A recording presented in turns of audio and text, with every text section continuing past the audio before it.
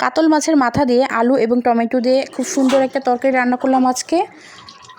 আর এই দামের বাজারে যদি 70 টাকাতে অনেকগুলো সবজি একসাথে পাওয়া যায় তাহলে অনেক খুশি খুশি লাগে না? আমার কাছে তো বেশ লেগেছে বিষয়টা। তো হ্যালো এভরিওয়ান, আসসালামু আলাইকুম। কি অবস্থা সবার? সবাই কেমন আছেন?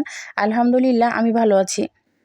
তো ভিডিওর শুরুতে যে বললাম 70 টাকার সবজি, আসলে যেই সবজিগুলো আজকে দেখলেন এই সবজিগুলো সব নাকি 70 টাকা দিয়ে কিনে এনেছে। নরমালি কিন্তু এভাবে মানে এত কম টাকা এতগুলো সবজি একসাথে পাওয়া যায় না। আর সব সবজিগুলো মাশাআল্লাহ অনেক বেশি ফ্রেশ ছিল। তো বাজার থেকে মাছ এনেছিল, কাতলা মাছ আর হলো পাঙ্গাস মাছ। বাসায় কোনো সবজি ছিল না, তাই অনেকগুলো সবজিও বাসায় নিয়ে এসেছে। আরও কিছু শুকনা বাজারও এনেছে। তো আমি এখানে প্রথমে সিমগুলোকে একদম ছোট ছোট করে কেটে নিয়েছিলাম আর সাথে কয়েকটা আলু দিলাম আর কি। সিম আলু দিয়ে একটা ভাজি করব আজকে। সিম আলুর এই ভাজিটা ভালোই লাগে আমার কাছে খেতে। আর শেষে নামানোর আগে একটু ধনিয়া পাতা দিয়ে দিলে আরও বেশ ভালোই লাগে। তো যেহেতু 2 ধরনের মাছ এনেছিল, কাতলা মাছ আর হলো পাঙ্গাস মাছ, তো ভাবলাম ফ্রেশ কাতল মাছটা আগে রান্না করি। আর আমাদের মাছের মাথাটা কেন যেন মানে খাওয়া হয় না পরে, আর তো ভাবলাম যে মাছের মাথাটা আজকে ফ্রেশ ফ্রেশ রান্না করে ফেলি। আর মাছের মাথার মধ্যে অন্য কোনো বেশি তরকারি অ্যাড করলে তো আমার কাছে একদমই ভালো লাগে না। আবার মুগ ডাল দিয়ে যদি রান্না করতাম তাহলে ভালোই লাগতো।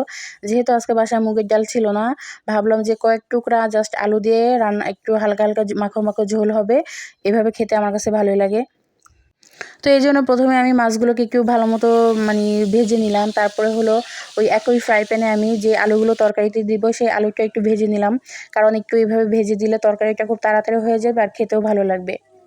আর এই পাশ দিয়ে হলো গিয়ে আমি পেঁয়াজ, মরিচ, তারপরে টমেটো, ধনিয়া পাতা এগুলো কেটে নিয়েছিলাম। আসলে একা হাতের কাজ, সব কিছু আমার করতে হয় ভিডিও করা। তো এই জন্য মাঝে মধ্যে কী হয়, ক্যামেরাটা নড়াচড়া খায় আর হলো আমার ভিডিওগুলো ওই যে একটু এলোমেলো হয়ে যায়। যাই হোক, এটা কোনো ব্যাপার না, কী করব।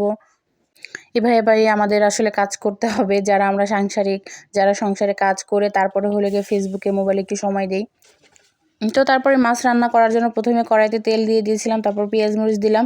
এরপরে হলো গিয়ে একটু ভাজার পর একটু আদা রসুন বাটা দিয়ে দিয়েছিলাম। তারপরে পরিমাণ মতো হলুদের গুঁড়া, মরিচের গুঁড়া, তারপরে ধনিয়ার গুঁড়া এগুলো দিয়ে সুন্দর মতো একটু কষিয়ে তারপরে মাছ আর আলুটাকে আজকে আমি একটু মানে একসাথেই কষাবো। মাছটাকে আমি অতটা কড়া ভাজা দেইনি, কারণ অতটা কড়া ভাজা দিলে আমার কাছে ভাল লাগে না খেতে। এইখানে মাছ এবং আলুটাকে খুব সুন্দর মতো একটু কষিয়ে নিব আস্তে আস্তে করে। আর আমি এখানে একটা ভুল করে ফেলেছিলাম যে মানে আমি ভেবেছিলাম এই কড়াইটার মধ্যে হয়ে যাবে, কিন্তু দেখলাম যে মানে কড়াইটার মধ্যে একদমই লেগে লেগে গিয়েছে গায়ে গায়ে। তারপরেও ভাবলাম যে থাক, এটার মধ্যে রান্না করি, আর অন্য কড়াইতে নিব না। যেহেতু ঝোল এতটা বেশি থাকবে না, তো হয়ে যাবে, সমস্যা নেই। তো কাজ করতে করতে দেখেন কতগুলো হাঁড়ি পাতিল জমে গিয়েছে, পানি ছিল না এই জন্য ধুইতে পারি নাই। তারপর তাড়াহুড়ো করে রান্নাটা শেষ করার পরে হলো গিয়ে আমি আমার ছেলেকে খাওয়াবো।